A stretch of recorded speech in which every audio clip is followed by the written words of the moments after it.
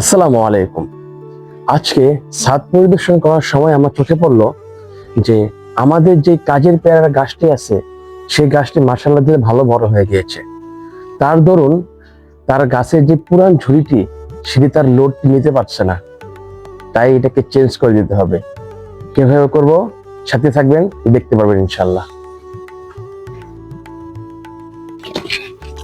এখন চেঞ্জ করার শুরুতে আমরা আমাদের যে পুরান ঝুড়িটা আছে সেটাকে আস্তে করে বাকি অংশ কেটে আমরা নতুন ঝুড়িতে স্থানান্তরের প্রসেসটা শুরু করে দিই।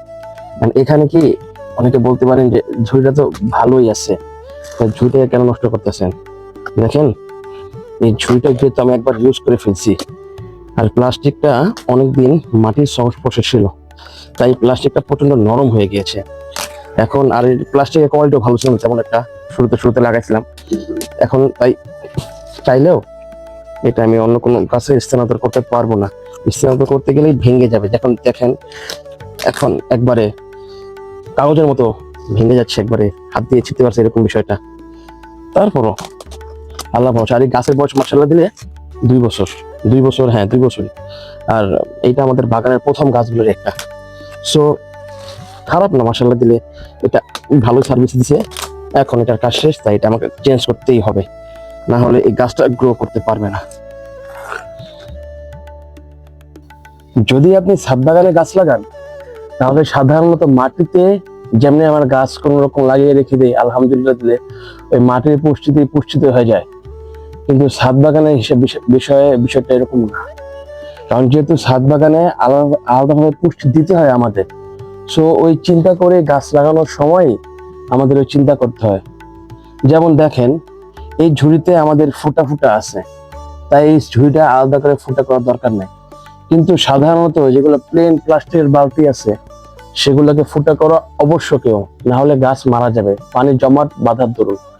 এখন দেখেন, আমরা এই গাছ লাগানোর শুরুতে কি করতেছি, এই ঝুড়িতে আমরা দিয়ে দিচ্ছি কিছুটা নারিকেলের ছোবড়া, যা সামান্য পচে গেছে। আমরা পচে দিচ্ছি যে পানিতে ভিজিয়ে রাখছি অনেকদিন, তাই এটা পচে গেছে। এই নারিকেলের ছোবড়া দেওয়ার কারণ হলো আমরা যে কোকোপিট জানি গাছের জন্য যে খুব উপকারী, এটা নারিকেলের ছোবড়া দিয়ে তৈরি হয়। আর তাই আমরা মানে খরচ বাঁচাতে আমরা নারিকেলের ছোবড়া যে আছে সেটা ইউজ করি, আর কোকোপিটটা একটু দাম বেশি। পরবর্তীতে আমরা দিয়ে দিই সামান্য একটু বাসায় যে কাঁচা সবজিগুলো আছে না, আমরা যে সবজি খাই বা ডিম খাই, এই ডিমের যে কাঁচা মানে ডিমের যে খোসা বা সবজির খোসা সেগুলো দিয়ে দিই। এগুলো আমাদের শরীরে যেমন সবজি কাজ করে, সেম টু সেম এই সবজির খোসাগুলো গাছের জন্য সেম কাজ করে। এখন আমরা আমাদের গাছটি দিয়ে দিই। আমি কিন্তু এখনো মাটি দিইনি, আপনারা খেয়াল করে দেখতে পারবেন আমি কিন্তু এখনো মাটি দিইনি। এই গাছ যে আগের ঝুড়ি যে শেপে ছিল এই শেপটা আমরা ভেঙে দিই, যাতে এই গাছটা গ্রো হতে কোনো সমস্যা না হয়। পরবর্তীতে দিয়ে দিই আমরা সাইডটি ভরাট করার জন্য মাটি। কারণ কি দেখেন, এই যে আমরা যে কাঁচা সবজিগুলো যে দিয়েছি বা কোকোপিট গুলো দিয়েছি, কিছু মাস যাওয়ার পর ওগুলা মাটি হয়ে যাবে, কিন্তু ওগুলো হয়ে যায় পুষ্টিকর মাটি, যা ছাদ বাগানোর জন্য বা ছাদের গাছের জন্য আদর্শ।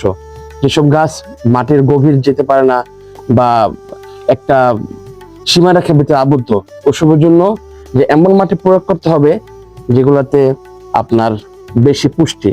দেখেন এই মাটি দেখতে পারেন, এই মাটিতে সবজির খোসা বা ডিমের খোসা পরিপূর্ণভাবে ভর্তি। হয়তো দেখতে পারবেন, জানি না দেখতে পাচ্ছেন কিনা।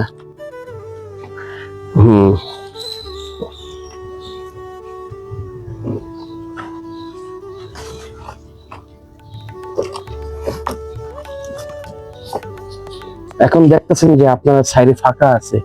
এই ফাঁকার কাজ কি?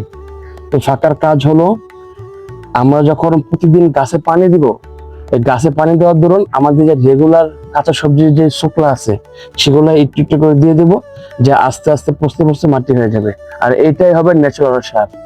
ঠিক আছে, আসসালামু আলাইকুম।